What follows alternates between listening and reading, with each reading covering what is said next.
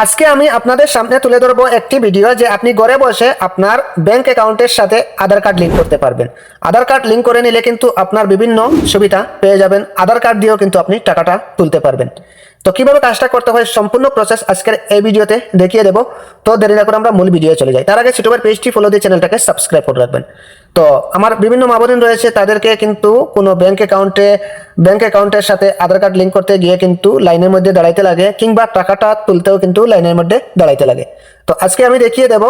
তো আপনাদের আর লাইনের মধ্যে দাঁড়াতে হবে না, শুধুমাত্র আপনি লিংক করে নেবেন, তারপর যে কোনো জায়গা থেকে আপনি আধার কার্ড দিয়ে কিন্তু আপনি আপনার পয়সাটা বের করতে পারবেন। তো কিভাবে কাজটা করতে হয় চলুন দেখিয়ে দিচ্ছি। তো প্রথমত আমি গুগল ক্রোমটা সিলেক্ট করলাম, এখানে সার্চ বার দেখতে পারবো, এখানে আমরা লিখে নেব NPCI লিখে নেব।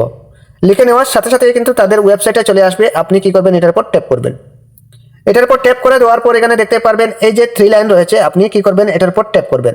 তারপর এখান থেকে দেখতে পারবেন 2 নম্বরে রয়েছে কনজিউমার আইডি, এটার উপর ট্যাপ করবেন, মানে কনজিউমার রয়েছে। কনজিউমারের উপর ট্যাপ করে দেওয়ার পর কিন্তু এখানে দেখতে পারবেন এই যে রয়েছে আমাদের ভারত আধার সিডিং ইনেভার, ঠিক আছে। আপনি কি করবেন, ওইটার উপর ট্যাপ করে দেবেন।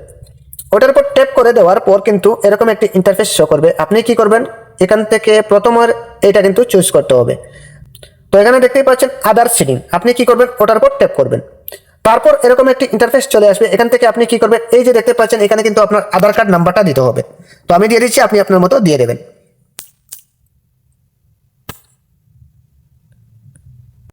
তো আমি দিয়ে দিলাম। এবার কি করবো, এই জায়গায় 2টি অপশন রয়েছে, আপনি কি করবেন, প্রথম এটা সিলেক্ট করবেন সিডিং, আপনি ওটার উপর টাচ করে দেবেন। তারপর এখান থেকে আপনি আপনার ব্যাংক যেটা রয়েছে ব্যাংকের নামটা দিতে হবে, যে আপনার কোন ব্যাংকের নাম রয়েছে।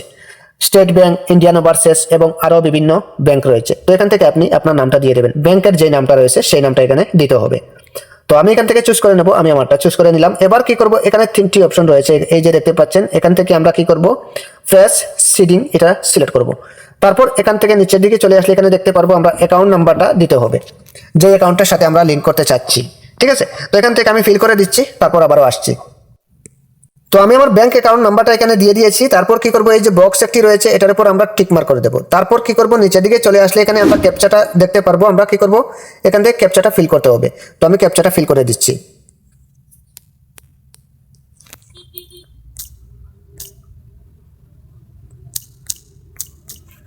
ক্যাপচাটা ফিল করে নিলাম। এবার আপনি আরেকবার চেক করে নেবেন আপনার সবকিছু ঠিকঠাক রয়েছে কিনা।